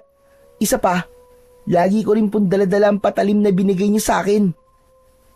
Hindi na nagsalita si ina, pero ramdam ni Alab ang kasiyahan nito para sa kanya. Ngunit mas masaya siya dahil hindi na tumututol si ina kahit pa nakikialam na siya sa buhay ng mga tao sa baryo. Simula noon ay gabi-gabi nang nagtutungo si Alab sa baryo upang magbantay sa muling pagsalakay ng mga aswang. Kapag madilim na, ay umaalis na siya sa gitna ng kagubatan upang magtungo sa baryo. Tahimik siyang gumagala sa paligid ng baryo at naghahanap ng kahit na anong banta ng panganib. Hindi pa rin nagpapakita si Alab sa mga tao. Patuloy siyang nagtatago sa mga ito sa kabila ng pagbabantay na kanyang ginagawa. Ilang gabi na rin ang lumipas na walang aswang na nagpapakita kay Alab. Ngunit isang gabi ay kakaiba ang pakiramdam ni Alab. Maalinsangan ang simoy ng hangin at mas tahimik ang paligid. Nanindig ang kanyang balahibo habang naglalakad siya. Agad niyang hinawakan ng maigpit ang kanyang dalang patalim. Hindi nga nagkamali si Alab dahil dalawang aswang ang bigla na lamang sumulpot sa kanyang harapan. Ang isa ay babaeng aswang, habang lalaki naman ang isa pa. Naglalaway ang mga yon habang nanlilisik ang mga mata. Kapwa nakakatakot ang anyo ng mga yon, pero hindi nagpakita ng takot si Alab. Tumalon ang babaeng aswang kay Alab. Sinalubong ito ni Alab, pero malakas siyang naitulak ng aswang. Tumilapon si Alab, pero mabilis siyang tumayo. Sumugod muli ang babaeng aswang. Bumuelo si Alab at pinakawalan niya ang isang malakas na sipa. Tinamaan ng aswang sa tiyan nito na naging dahilan upang mapaatras ito. Sinundan niya yon ng isang malaking hiwa sa dibdib nito na agad nitong ikinasawi. Matapos yon ay ang lalaking aswang naman ang umatake kay Alab. Mula sa likod niya ay sinunggaban siya nito. Huli na para makaiwas si Alab dahil bumaon na ang matutulis nitong kuko sa kanyang kaliwang braso. Sandaling umatras si Alab habang nakangwi ang kanyang muka. Muling sumugod ang aswang at nagawa siya nitong hawakan sa kanyang braso. Malakas siya nitong ibinalibag sa lupa. Mabilis naman na tumayo si Alab at hindi niya muna ininda ang sugat niya at pananakit ng kanyang katawan. Siya naman ang umatake. Mabilis niyang inakyat ang isang puno na nasa gilid at mula roon ay tumalon siya sa aswang. Sumampa siya sa balikat ng aswang at walang pagdadalawang isip na ginilitan niya ito sa leeg. Bago pa bumagsak sa lupa ang walang buhay na katawan ng aswang, ay tumalon na siya paalis sa balikat nito. Nang bumagsak ang mga paa ni Alab sa lupa, ay dun niya napansin ang mga taong nakasilip mula sa bintana ng mga bahay na nasa kanyang paligid. Kinabahan siya nang makita niyang may ilan na lumabas ng bahay at mukhang lalapitan siya. Dahil sa takot ni Alab at hiya na makita siya ng mga tao sa kakaiba niyang itsura, ay mabilis siyang tumakbo pabalik sa kagubatan.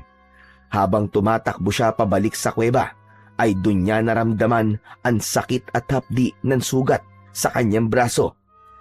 Hindi na lumingon si Alab dahil pakiramdam niya ay may mga tao pa rin na nakasunod sa kanya. Pagkarating ni Alab sa kuweba, ay agad siyang pumasok doon. Ramdam niya ang pagod mula sa pakikipaglaban niya sa dalawang aswang at basang-basa ng dugo ang kanyang kaliwang braso. Wala pang ilang hakbang ay narinig na niya ang tunog ng paggalaw sa madilim na bahagi ng kuweba. Mula roon ay lumitaw si Ina at agad na naramdaman ni Alab ang labis nitong pag-aalala nang makita siya. Gumapang ang dambuhalang ahas papalapit sa kanya. Alab, anong nangyari sa'yo? Bakit duguan ka? Ina, nasugatan po ako ng isa sa dalawang aswang na nakalaban ko sa baryo. Pero ang maganda, parehas ko naman po silang napatay. Kaya may bahagi sa akin na ayaw kong payagan kang lumaban sa mga aswang dahil ayaw kong masaktan ka, anak. Kahit masakit ang sugat ni Alab, ay ngumiti pa rin siya upang ipakita kay Ina na wala itong dapat na ipag-alala. Maayos naman po ako, Ina. Hindi naman po malalim ang sugat na aking natamo. Hindi ba't sinabi mo nun sa akin na minsan ay kailangan masaktan para may matutunan? Hindi ko akalaing literal mong iintindihin yun, anak. Dito ka lang. Kukuha ako ng gamot para dyan sa sugat mo. Matapos yun, ay gumapang si Ina palabas ng kuweba. Naiwan naman si Alab sa loob ng kuweba. Naupo siya sa tabi ng isang may kalakihang bato at isinandal niya roon ang kanyang likod. Pumikit si Alab, pero sa kabila ng sugat niya ay may kakaibang saya sa dibdib niya. Bumalik sa isip niya ang mga mukha ng mga taong lumabas sa baryo matapos niyang mapatay ang dalawang aswang. Nakita niya ang saya at pag-asa sa mga yon. Sa bagay na yon, pakiramdam niya ay napakalaking gantimpala na yon sa pagtatanggol niya sa mga tao sa baryo mula sa mga aswang.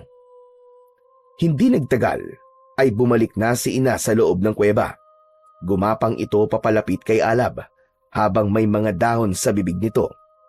Inabot nito kay Alab ang mga dahon na yon na agad namang kinuha ni Alab.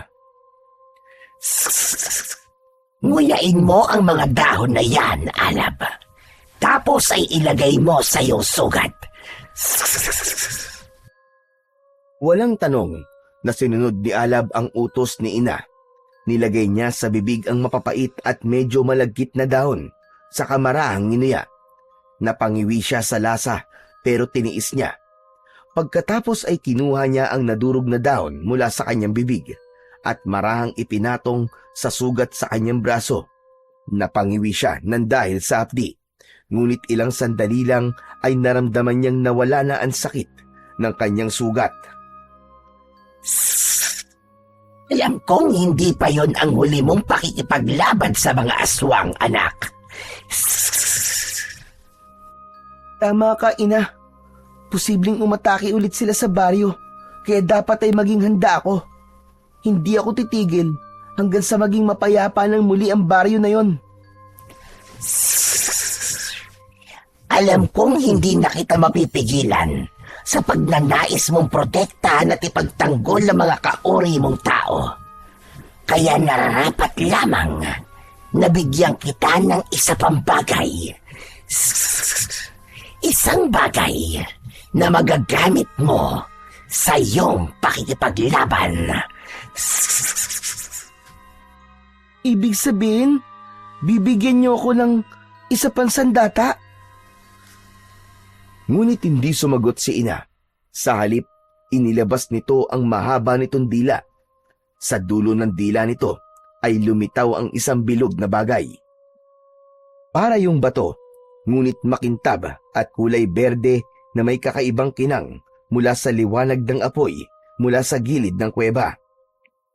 Mabagal at maingat na inilapit ni ina yon kay Alab. Dahan-dahang kinuha yun ni Alab at habang pinagmamasdan niya yon ay pakiramdam niya ay may buhay ang bagay na yon. May pagtatakang tumingin siya kay ina. Ano ang bagay na to? At paano ako magagamit to sa pakikipaglaban sa mga aswang? Yan ay isang makapangyarihang mutya, anak. Ibinigay yan sa akin noon ng isang diwata na naninirahan sa kagubatang ito. Dati akong alaga ng diwata, ngunit simula nang matagpo ang kita ng sanggol kapalabang, ay mas pinili ko ng alagaan ka. Napako ang tingin ni Alab sa mutya. Hindi pa rin siya makapaniwala. Hindi niya alam kung paano siya naging karapat-dapat sa ganung uri ng tiwala mula kay ina. Bumigat ang mutya sa kanyang palad. Sa bawat segundo na lumilipas, ay lalong tumitindi ang enerhiya na nagmumula rito.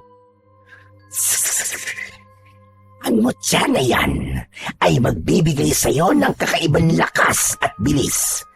Hindi ka basta-basta masusugatan ng kahit na anong sandata. Ngunit kailangan mong lunukin yan upang mapasayo ang kapangyarihan nito.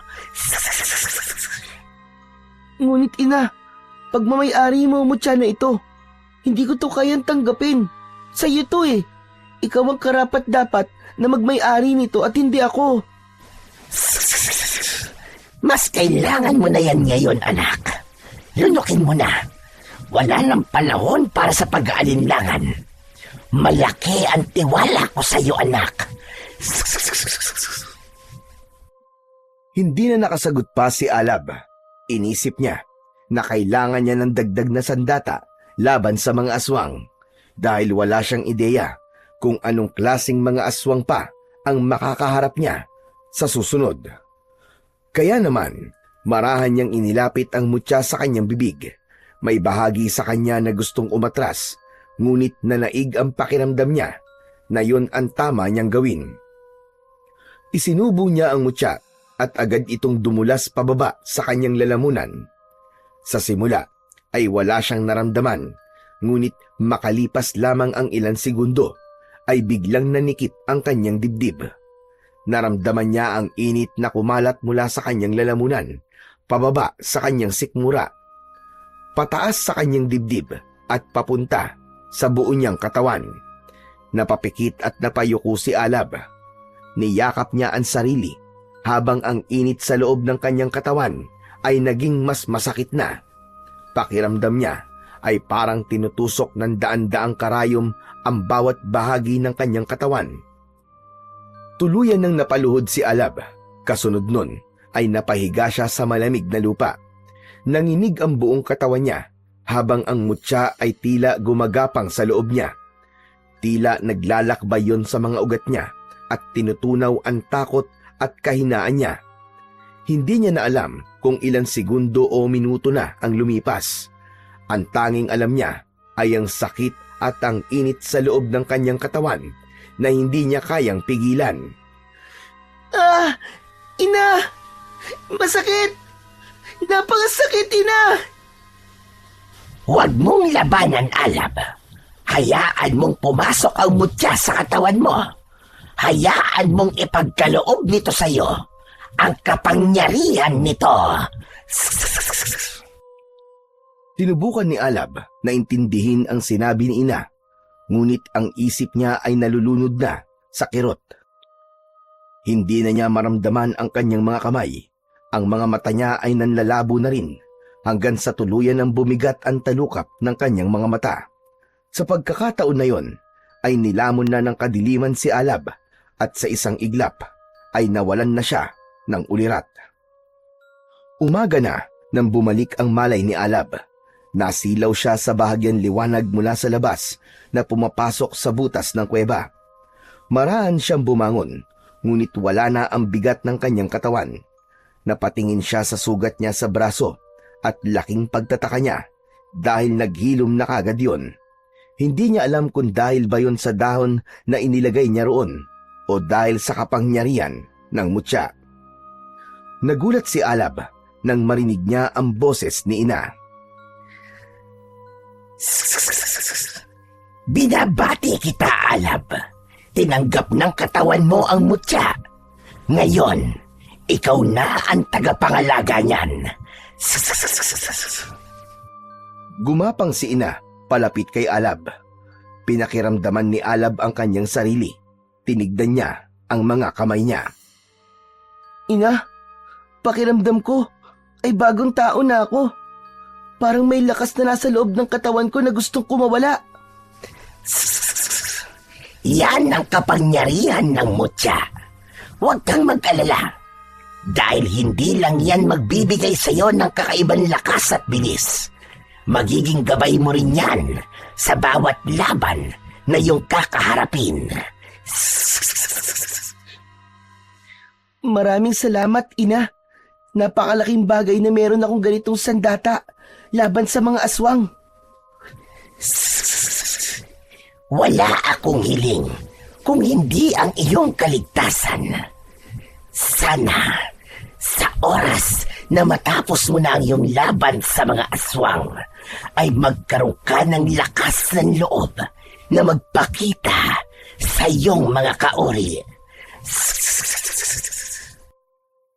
Puno ng kumpiyansang tumango si Alab. Tumingin siya sa labas ng kuweba at naramdaman niya ang lakas na nagwawala sa loob ng kanyang katawan. Wala siyang ibang hiling ng sandaling yon, kundi ang magawa niyang ubusin ang mga aswang na patuloy na sumasalakay at nagbibigay ng takot sa baryo kung saan nakatira ang kaibigan niyang si Elmo. Kahit may taglay ng mutya si Alab, ay hindi pa rin siya naging kampante. Naniwala siya na kailangan pa rin niyang paghusayan ang kaalaman niya sa pakikipaglaban. Habang nakatayo si Alab sa labas ng kuweba, ay pinapakiramdaman niya ang mutya sa loob ng kanyang katawan. Ramdam niya na isa na sila ng mutya na parabang bahagi na rin yun ng kanyang pagkatao. Hindi nagtagal ay nagsimula na si Alab sa pagsasanay. Hawak niya ang patalim na yari sa bato at sa bawat hampas niya nito sa hangin ay dama niya ang lakas na dumadaloy sa kanyang buong katawan. Ang kanyang mga galaw ay naging mas mabilis, mas matalim at mas sigurado. Mula sa di kalayuan ay tahimik siyang pinapanood ni Ina. Nakapalupot ito sa sanga ng isang matandang puno.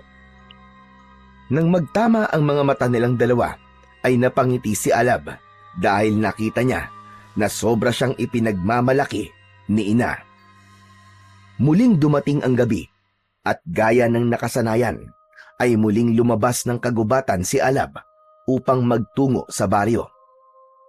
Pagdating niya roon ay tahimik ang buong paligid at tanging ang mga tunog ng mga kuliglig at huni ng mga ibong gising tuwing gabi ang kanyang naririnig. Sanay na siya sa ganong katahimikan, ngunit alam niya na maaaring panandalian lamang yon dahil alam niyang maaaring masira ito sa isang iglap kapag biglang lumitaw ang mga aswang.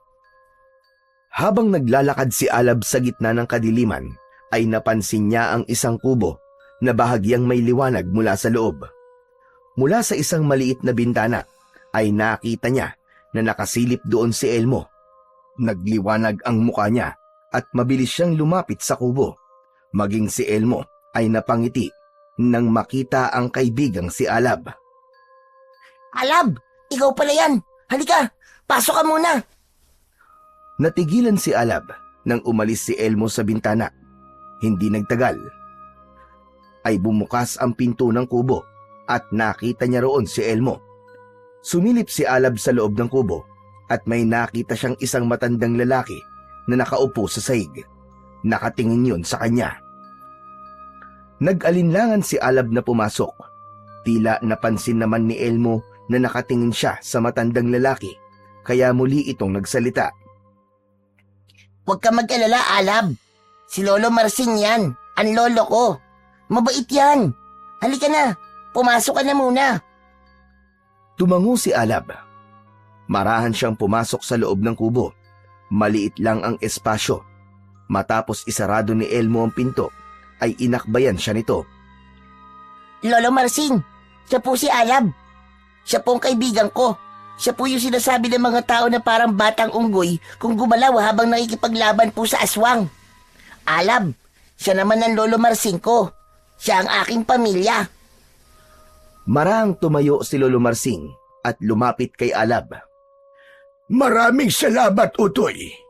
Naikwento na sa akin ni Elmo ang tungkol sa'yo. Napakabata mo pa para sa ganitong laban. Saan ka ba kumukuha ng lakas ng loob para harapin ang mga aswang? Gusto kong protektahan ng mga kauri ko. At sana, kapag nakatulong ako, ay tanggapin nila ako kahit na hindi ako lumaki dito sa baryo.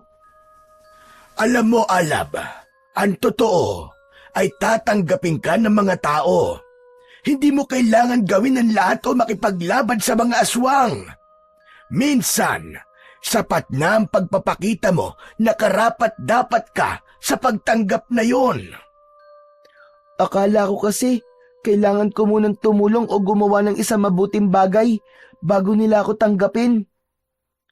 Minsan, sapat na ang kabutihan ng isang tao. Hindi lahat ng pagtanggap ay may kapalit. Basta ipakita mo lang kung sino kan talaga. Nahihiyang napangiti si Alab. Nang sandaling yon, ay napagtanto niya kung bakit mabait si Elmo. Yun ay dahil mabait din ang Lolo Marsing nito. Ngunit hindi nagtagal, ay biglang umalingaw-ngaw mula sa labas ang malakas na sigawan ng mga tao. Mabilis na napalingon si Elmo sa bintana, habang si Lolo Marsing naman ay bumukas ang takot sa muka. Lolo, may sigawan sa labas. Mukhang umaatake na naman ang mga aswang. Dito lang tayo, Apo.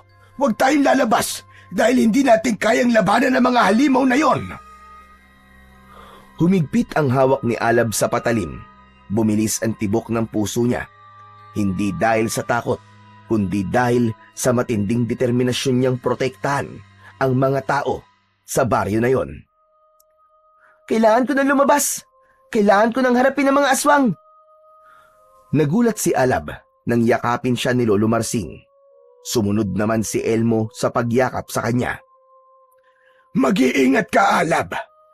Pasensya na kung hindi ka namin matutulungan dahil hindi mo kami kasing tapang.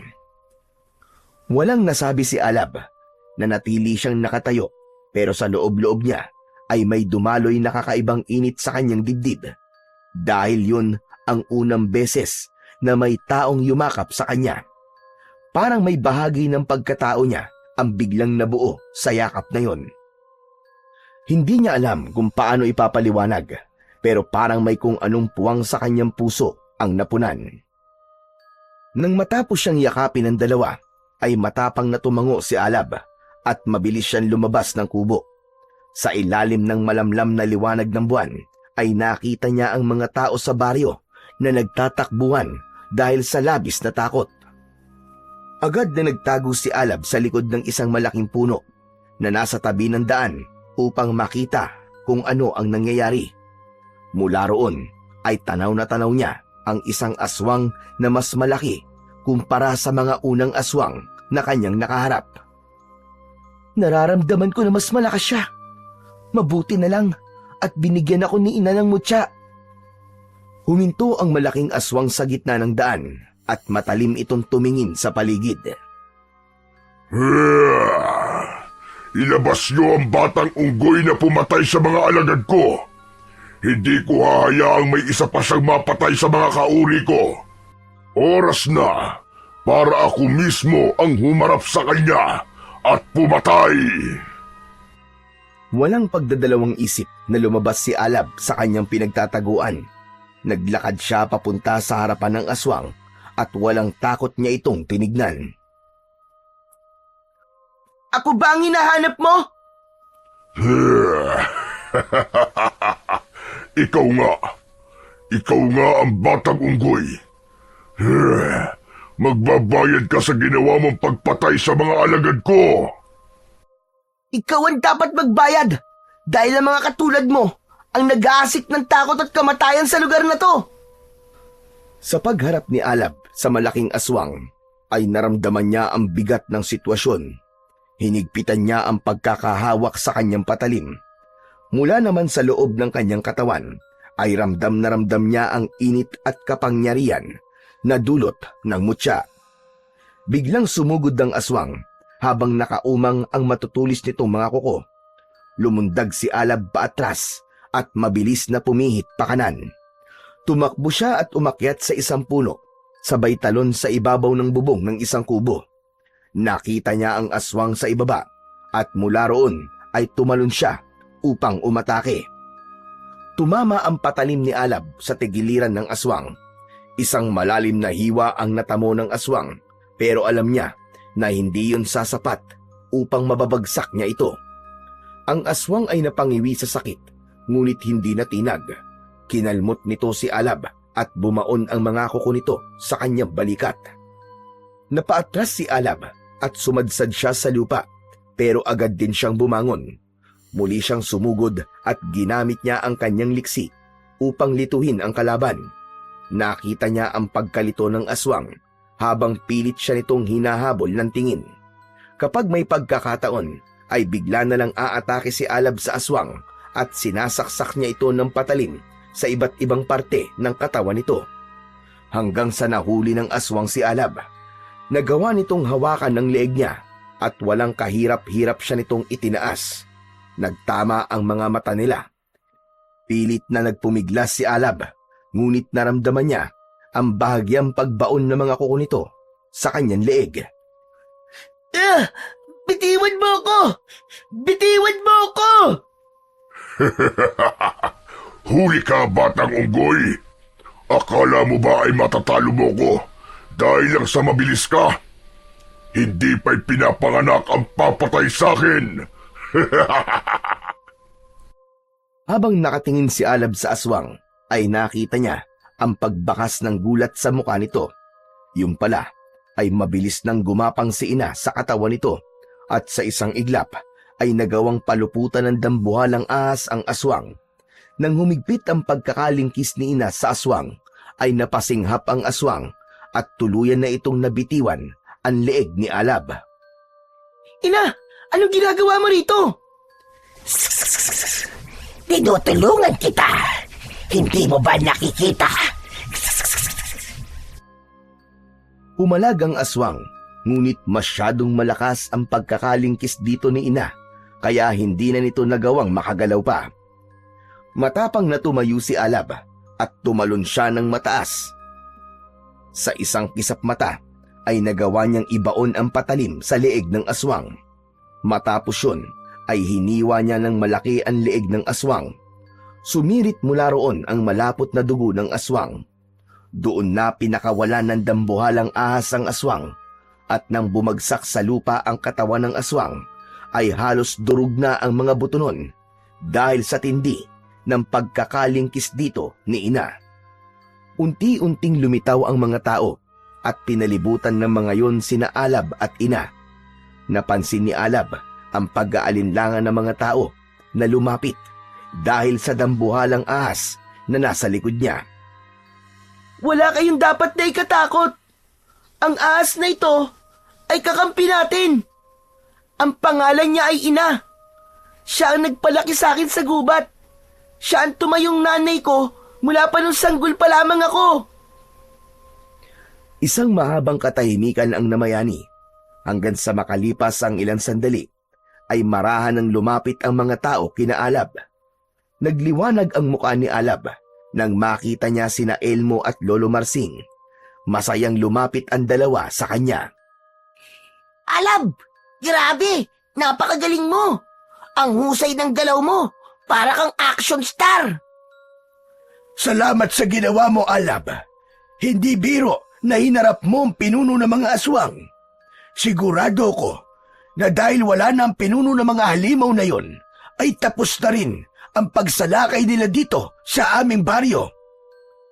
Labis na natuwa si Alab sa pagdagsa ng mga tao sa kanya. Lahat ay nagpapasalamat sa kanya. Lahat ay pinuri siya sa husay at tapang na kanyang ipinamalas. Tila hindi na napansin ng mga yon ang kanyang itsura. Damang-dama niya ang buong pusong pagtanggap ng mga tao sa kanya. Kaya naman, labis na siyang nalunod sa kaligayahan ng sandaling yon. Patuloy ang paglapit ng mga tao kay Alab. Ngunit maya-maya ay nagtaka siya nang pagtingin niya sa likod niya ay wala na roon si ina. Luminga siya at pilit niya itong hinanap hanggang sa nakita niya si ina na mabilis na gumagapang papunta sa direksyon ng kagubatan. Sandali lang, may pupuntahan lang ako. Magalang na nagpaalam si Alab sa mga tao. Umalis siya sa kumpulan at mabilis niyang sinundan si ina. Sa bukana ng kagubatan ay naabutan niya ang dambuhalang ahas. Agad siyang humarang sa harapan nito at may pagtataka niya itong tinignan. Ina, bakit bigla kang umalis? Babalik na ako sa kuweba, Alab. Doon ang lugar ko. At ikaw, bumalik ka na sa baryo. Tanggap ka na nila. Doon ka na babagay. Nakuha mo na ang matagal mo nang inaasam. Gusto mo ba ay tuluyan na kitang iwanan at ang gubat na to, ina? Hindi yan ang gusto ko eh. Hindi ako lumaban sa mga aswang para lang matanggap nila ako at iwan ka. Ikaw ang pamilya ko, ina. Hindi ba't nangako ko sa inyo na kahit na anong mangyari ay hindi kita iiwan? Matagal mo na akong nakasama. Sa pagkakataon namang ito, ay kailangan mo nang mabuhay ng normal, gaya ng mga tao sa baryo na yon. Huwag kang mag-alala, dahil inasahan ko na darating ang oras na kailangan na kitang pakawalan. Hindi, ina. Hindi ko kailanman hinangad ang pagtanggap ng mga tao para lang iwanan ka. Kahit isa kang ahas, ay ikaw ang nagparamdam sa akin ng pagmamahal ng isang ina. Kaya hindi sumagi sa isip kong iwanan ka. Dahil ang tanggap na ako ng mga tao sa baryo. Humakbang si Alab papalapit kay ina at buong pagmamahal niya itong niyakap. Naramdaman niya ang malamig na katawan ni ina. Marahan itong pumulupot sa kanya, natanda ng pagyakap nito pabalik sa kanya. Matapos mapatay ni Alab ang pinuno ng mga aswang, ay tuluyan nang nagbalik ang katahimikan sa baryo. Wala nang ibang aswang ang muling nagtangkang sumalakay doon at unti-unti nang bumalik sa normal ang buhay ng mga tao. Marami sa kanila ang nag-alok kay Alab na sa baryo na manirahan, kabilang na si Lolo Marsing, na tila itinuring na rin niyang isang tunay na apo si Alab. Ngunit magalang siyang tumanggi at mas pinili niya pa ring manirahan sa kuweba, sa piling ni ina. Ganun pa man, hindi yun naging hadlang para maputol ang koneksyon niya sa mga tao. May ilang residente na nagpupunta pa rin sa kuweba upang magdala ng pagkain, damit at iba pang mga pangangailangan ni na Alab at ina. Malaya pa rin nakakapunta si Alab sa baryo upang makipaglaro kay Elmo at sa iba pang mga bata. Natuto siya ng mga bagong bagay dahil sa pakikisalamuha niya sa mga taong kagaya niya. Ngunit sa kabila ng lahat, alam ni Alab na may mabigat na tungkulin na nakaatang sa kanyang balikat dahil tangan niya pa rin ang mutyang ibinigay sa kanya ng dambuhalang ahas. Malakas ang pakiramdam ni Alab na hindi pa rin nagtatapos ang lahat.